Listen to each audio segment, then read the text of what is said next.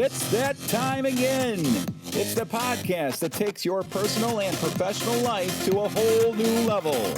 Whether you're selling a product, selling a service, or selling yourself, one thing is for sure. You're always selling for life.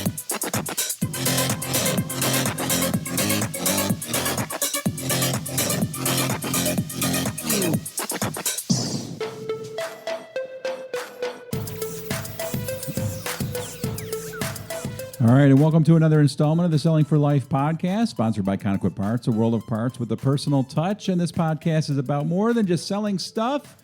We think if you stick around, you'll get a lot out of it. And this is episode 39. I'm Steve, and I'm joined right now by phone, entrepreneur, world traveler, and fire starter, Al Alexander. Hello, Al. Nice. Hello. What's up, podcast world? Where's the whoop whoop? Whoop whoop. All right. Well, last time I did that, you were annoyed. I'm always annoyed, when it comes to this stuff. Poor Al, you don't want to do anything with me anymore, and I don't blame you. So I'm always... Oh, man, dude, we're having fun. Okay, good. I'm glad to hear that. Whether it's true or not, thank you very much for saying that.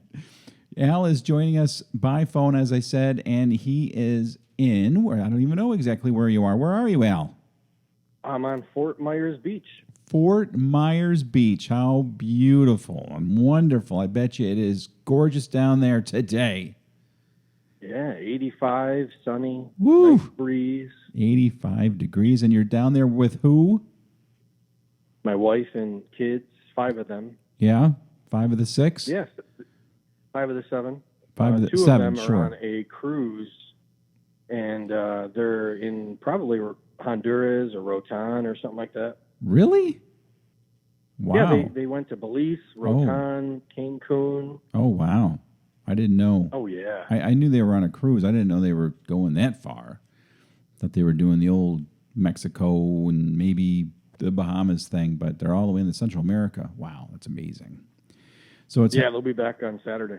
It's hot and sunny down there. You guys are at the beach. Are you making sure the kids have lots of applications of sunscreen on? We bought 6 bottles. We had 4, so a total of 10 bottles. And we literally have a bottle and a half left. Oh, wow. What SP? Oh, man, 50. 50? Okay. How about you? Are you Yeah, putting it on? You don't need to, though. You're a little olive complexion. You're probably okay. I shaved my head a few months ago. So oh, that's right. That yeah, I've been really careful to make sure I apply to my head, and because I don't want to get all peely and weird on my head. Right. There's nothing worse than having a sunburn and trying to sleep and everything else that you have got to try to do with skin that burns. No good. But anyway, that's the small talk for the day. And this brings us to our topic of the day is disc profiles. Al, I was listening to a couple of the podcasts we did a couple months ago. We started at the disc profiles. We started with D, the dominance. Yeah. And we went over that. You did a great job on that. And I realized we need to get back to that. So we're going to now move on. But first, can you explain what a disc profile is? A quick overview. Oh, okay. So disc profile, the disc acronym is D for dominance, I for influence, S for steadiness, C for conscientious. Mm-hmm. And that basically is 4 quadrants of personality. You could be mixed of all 4, but usually most people have one high one, right, and then a second level and a third and fourth level. And that's basically how you can, determine someone's personality types. Right. And interact with them better. And that's kind of what we're talking about. So I today is influence. Influence. Okay. Go ahead and explain that. Yep. Well, I thought our topic today was going to be about people that should not wear bikinis. But since we're going to talk about influence, this woman should not wear a bikini. I mean, she probably could. But she's close by and you're... Okay, never mind. Just go. I'm sorry. I was why don't you influence distracted. her not to wear a bikini? Go up to her and I don't know. Okay, go ahead. Yeah, sorry. You're good. Anyways, so yeah, I for influence. I happen to be an I, and the I's are levels of 30 all the way down to 0. So just because you might have a high influence, you can also have a low influence, which would indicate that you don't like to interact with people as much as somebody with a high influence level. So I for influence, kind of, if you have a higher I or you're dealing with a higher I, it's kind of a person that likes to communicate, loves the relationship, loves the interaction, but in the way of communicating or expressing themselves. Mm-hmm. Yep. They also enjoy a challenge of taking somebody's, say, opinion and trying to prove or change their mind about it through relationship, through interaction. They think of that as a challenge. Okay. And somebody who is a low I, right? Because again, there's a high and a low. Somebody who would shy from that. The communication type of thing would not be their interest. They'd rather be kind of introspective and not need to influence others at all. It's like, I don't really care what anyone else does. Right. But an influencer really does. He wants to be that kind of inspirational person. Gotcha. Wow. What are some of the best ways to deal with an influencer, especially if their personality is kind of getting in the way of achieving a communication connection or even in a sales position when you're trying to? Yeah. Well, oh, sorry. Yeah. No, that's fine. When you're trying to, get them to see what you're what you want them to see. So if you're trying to sell to an influencer, you're going to want to connect with them on a level that allows them to express their feelings. Mm-hmm. You also do not want to get too caught up in the details. You want to, if you're dealing with an influencer, you want to write things down and the details end of things, but you don't need to discuss all the details with them. Mm-hmm. They'll get bored. You don't want to be curt with them or judgmental. And again, feeling questions to open them up because they love to express themselves. You really can sell an influencer by building a relationship, just having, a little bit of small talk that allows them to express themselves and to express their opinion. They don't necessarily want to hear your opinion. They want to express their own. Gotcha. So you kind of have to approach the viewpoints that you want to express from their needs and the analysis, on their viewpoint. Mm-hmm. And so asking questions of an influencer is key. Gotcha. And if you discover you're a high I, what types of things should you do to be better prepared when you're in a sales position or you're dealing with a personal relationship? What are some things that high I's need to do to kind of compensate for their personality when they need to?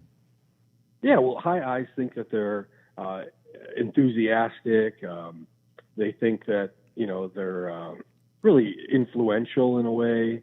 And their viewpoint from their self is going to be different than the viewpoint from outside.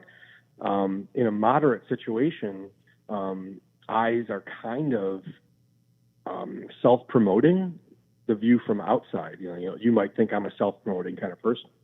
I think I'm just enthusiastic and influential, maybe charismatic, you know what I mean? Mm-hmm. Which is all good things. But from the outside, so me trying to sell to somebody, I might pull back a little bit and be careful about not being glib, because that, being glib is kind of what other people view me as. And I know that. You have to be self-aware. So I might tone down my enthusiasm a little bit if I'm dealing with somebody who's not an I.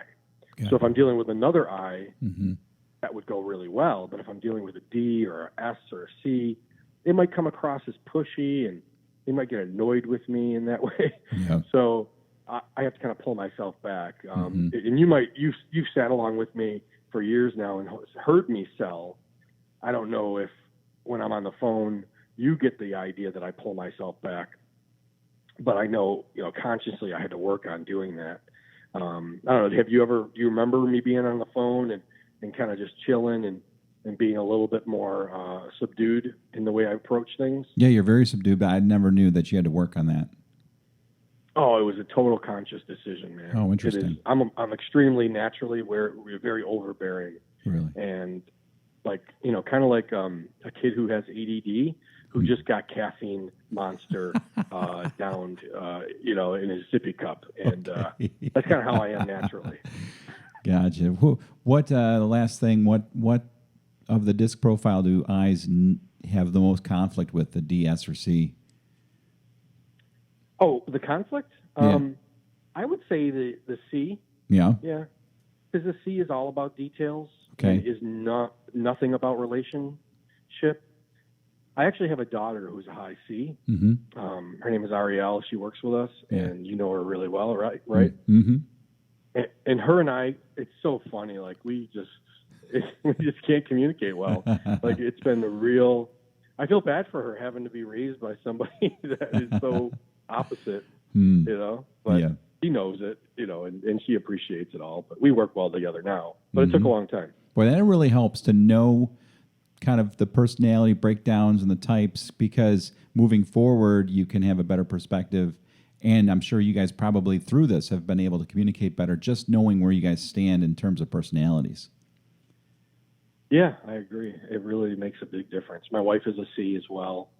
Knowing that she's a high D and a C, knowing my daughter is a C with a little bit of D, knowing that and communicating with them, I can't be way too enthusiastic, overbearing, I have to kind of chill, let them come to their own conclusions. I want to deal with it now, opinions, let's express, let's talk it out.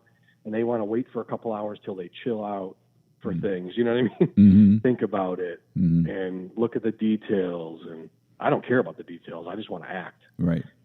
Right. I want to move. And, so that's kind of how it is. Where can someone who's listening go ahead and check out their own disc profile? What's you can go to discprofile.com. That's one of the sources that we get it from. Okay. And there are some free disc profiles. The one, discprofile.com, you pay anywhere between $30 and $100 for the profile. Or you can go, just put in free disc profile. It's not going to be very, very thorough. Right. There are some things about paying for the thoroughness of it, the really good insights. We pay $150 to $300 for our stuff on a private type of site. Right. I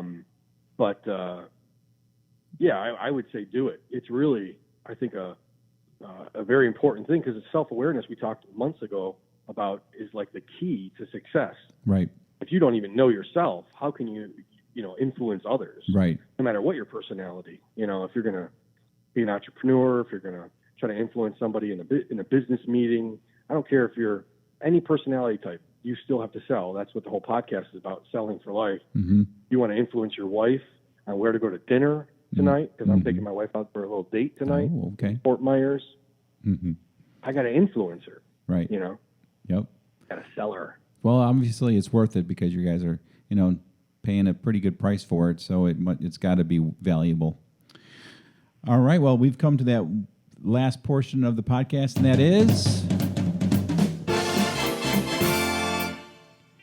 any thoughts you have on top of your head. Al, take it away. Yes. If you are thinking about wearing a string bikini, don't. Just be Ever. safe. No matter what. And don't do it. I don't care. I mean, God made beautiful people, and all people are beautiful, but I don't want to see it. Oh, my gosh. I don't even know where to go from here except out. Thanks very much for... I'm going to take a shower. I'm going to get the sand out of my crack. Oh, my gosh. You can check out our website at idiots... oh, my gosh. You can check out our website at sellingforlife.com. You got me all discombobulated. And you can follow us on Twitter. Wait, hold on. Are you thinking of... Wait a minute. Yes, I thought of the other podcast. Follow us on Twitter. Follow us on Facebook. That's it for our 39th Selling for Life podcast. So remember, whether you're trying to sell banana peelers or you're trying to convince your kids they really do need another application of SP50 sunscreen, one thing is for sure, Al, you're always selling for life.